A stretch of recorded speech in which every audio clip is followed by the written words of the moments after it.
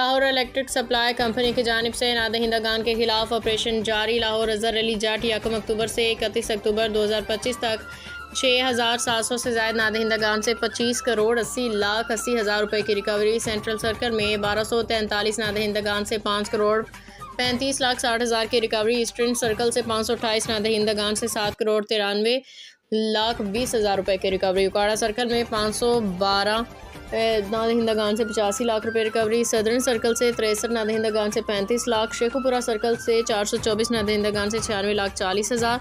कसूर सर्कल से 3553 नादहिंदगान से 9 करोड़ 33 लाख 40 हज़ार की रिकवरी। ननकाना सर्कल से 391 नादहिंदगान से 1 करोड़ 2 लाख 20 हज़ार रुपये की रिकवरी। नादहिंदगान से वसूली हमारा मिशन, बेला तफरीक कार्रवाइयाँ जारी रहेंगी।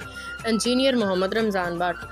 आवाम से गुजारिश है कि वाजबात की बर वक्त अदायगी करें ताकि सिस्टम पर माली दबाव कम हो और बिजली की फराहमी मुस्तहकम रहेगी। CEO लेस्को।